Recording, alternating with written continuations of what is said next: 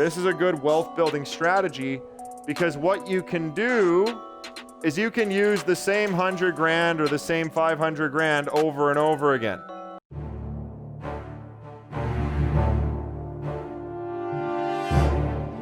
Here's a couple strategies, guys, I want to give you to make a business out of what we're looking at. So BFR, flip to yourself. Some people call this the BRRRR. I think BRRRR is a stupid thing to say. I don't know why you need fucking 4 R's. Just say buy, fix, refinance. You don't need refinance, rent, rinse, and repeat. I don't know why I need 4 R's. So we're buying at 40 to 60 cents on the dollar, fixed to 70, refinance at 100 cents on the dollar, mortgage to 80 cents, pull out 10 cents tax-free, collect cash flow, manage, and repeat. This is a good wealth building strategy because what you can do is you can use the same 100 grand or the same 500 grand over and over again.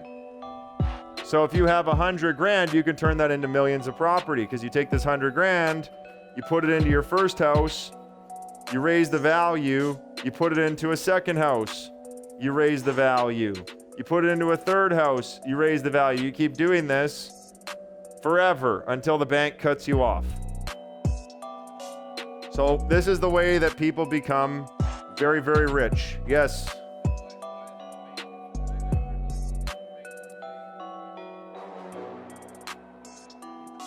Different banks, man.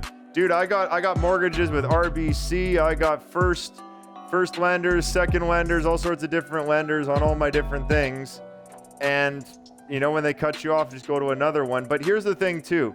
You got to keep in mind something. If things went bad on a whole bunch of properties, do you have the reserve to fight the fight? Okay, a lot of you guys don't have super high incomes.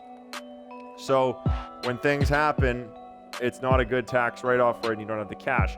So you do have to be responsible with the wealth triangle. Income, you got to keep increasing your income all the time. That's why I'm such an income guy. Get a lot of flips, get a lot of wholesales, get some online business, get some e-commerce, get some income, you know, get coaching going, get licensing, get whatever. The income's always got to go up because the more equity you have and cash flow of properties, the more liability you have.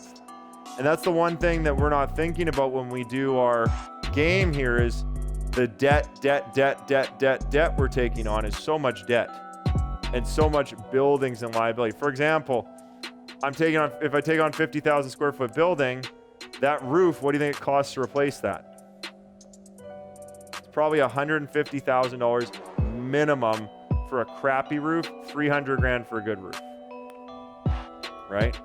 So like, I went and looked at a building with Ian 2 weeks ago down by the hospital, and this building was 1.9 million asking price. It was 5 or 6 stories with an elevator, and the roof went, so the guy built a barn on top of the building instead of fixing the roof.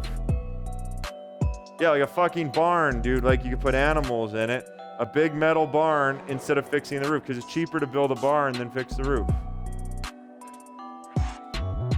Yeah, so we go to the top floor and there's a ladder to a hole in the ceiling. It's like one of those like rickety ladders like made of wood. Was it a wood ladder? It was a metal ladder. It's a rickety ass ladder and the slope was inclined, it was straight up. And he's like, yeah, you can go look up there at the what do you call it? The structure they built is a barn. And you climb up and you peek your head in and it's just a dark ass barn and there's nothing in there. But they didn't want to fix the roof, so they built a barn on top.